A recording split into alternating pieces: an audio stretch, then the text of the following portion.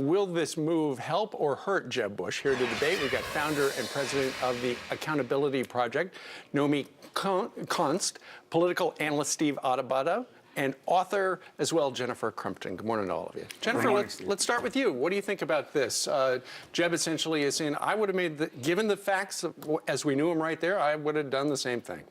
Well, look, first of all, I think he's presenting a terrible dichotomy right now. Back in February, he said he's his own man, and now he's saying his brother is his biggest advisor in the Middle East.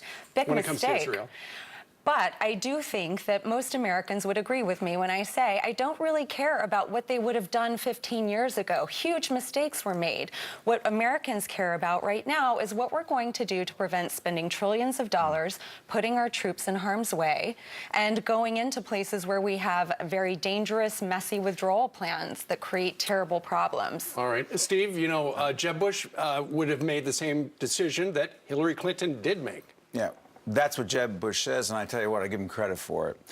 Even though a lot of people are going to disagree with him, Steve, even though a lot of people are going to say, how could you say that because I wouldn't have done that? The problem is I give him points for his honesty, for his candor. Yes, he in fact disagrees with his brother on a lot of issues, and we will see that over time. But the easiest thing, the politically expedient thing would have been to say, I disagree with my brother on Iraq because public opinion is against it. Sure. But character is to say what you believe, even when public opinion is against you. What's smart is to pull Hillary Clinton in because he's right. Let her say that she would have been against it because she wasn't against it. That's smart politically, right. And he's being someone of character by being honest. Nomi, you know, Hillary Clinton now says, okay, I voted for it, but now I'm against it. Right. She does have that problem. Well, I mean, I think everybody would say that now, except for a few members of the Bush administration. I think it's the smart thing to say, it's the obvious thing to say, and hindsight is 20/20.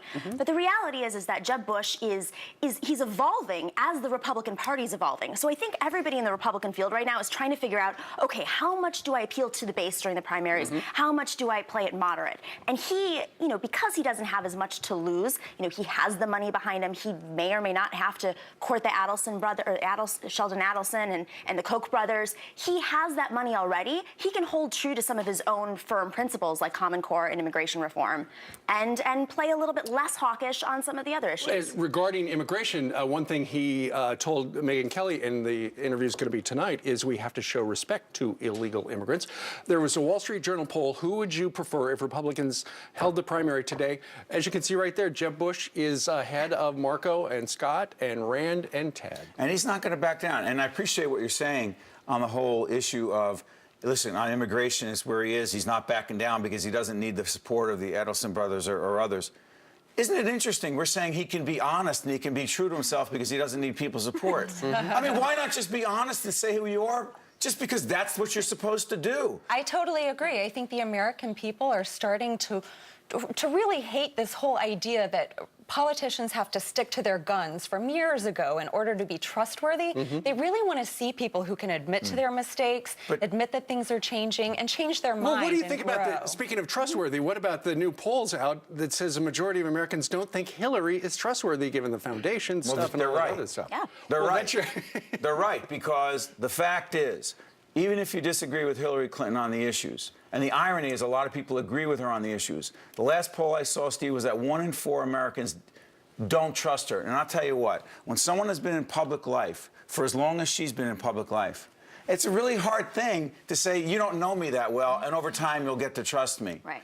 When you say, I'm totally transparent and you don't release the emails. When you say I'm for campaign finance reform and the same week you're holding a fundraiser at a billionaire's house out in San Francisco on the West Coast, but he's okay because he's not Charles Koch. Right, but it doesn't really work. With super PACs, look, Hillary's just playing by the rules. In the church, we pass the offering plate around. There's no limits on individual giving. Sure. But she's playing by the rules as they stand right now. And if she's going to compete with the Koch brothers... She does one thing in public and says something else. She wants to get elected, but she's going to say she wants to be elected to change campaign If she wants to maintain the progressive base, and I'm not talking about the progressive base in terms of far left, I'm talking about getting the people out to vote. She needs to get millennials, and what is the #1 thing that millennials don't like? What is it? Lying. Exactly. All right. Good Not debate trustworthy. today. Nomi, Steve, and Jennifer, great debate today.